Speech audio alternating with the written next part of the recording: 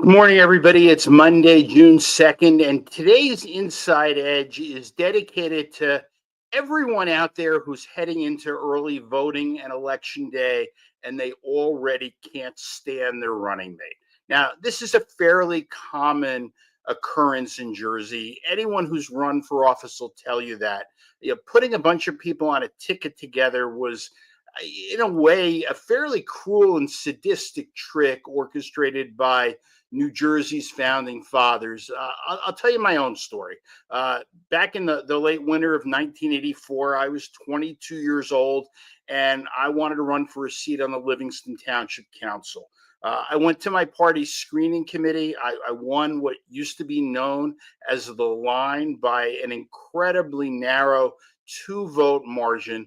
And I was introduced to my running mate for the first time. I'd never met him before. I had no idea who he was. I knew nothing about him. I had worked on campaigns at that point for 10 years. I'd never seen him before, but here we were, two people now joined at the hip in search of a goal that both of us wanted. It was like an arranged marriage, only the municipal chairman was Yenta the matchmaker. And I'm the first to admit I'm not the easiest person to get along with, but this running mate thing was difficult from the start. Now, I'll state the obvious. The worst nightmare for any two candidate team is the very real possibility that one of you might win and the other might lose. And that means your running mate is, in actuality, potentially your opponent. We got along most of the time, but we started off. It was rocky when we had to decide whose name went first and whose went second. He said he should go first because he was older, and I'm thinking to myself, now there's a brilliant strategist. I'd been running campaigns at that point for a few years, and I wrote every mailer. I wrote every press release, designed every newspaper ad. We spent about $40,000 on that campaign 41 years ago, and mostly my father, my grandfather, and a little bit of me. But we raised of the 40,000, 39,500 of it.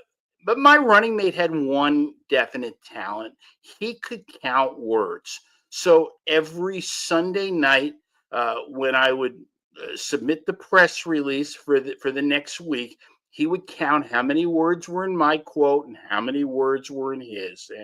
And if his quote was short, one or two words, I wound up having to retype the whole thing. Now, we both won, not by much, and the Star Ledger, shockingly got the results of the election wrong the next morning.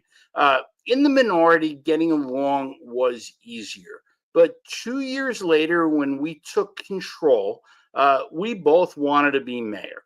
He said it should be him because he got 9 votes more than I did. 9 more votes in a campaign that I ran. I ran and basically paid for. And I became the mayor, and we never really got along after that. I've been okay at the forgiveness game over the last few years, but the running mate, haven't spoken to him since we both left office in 1988, and that's just fine. Anyway, that's all I have for today. Thanks for listening, and I'll be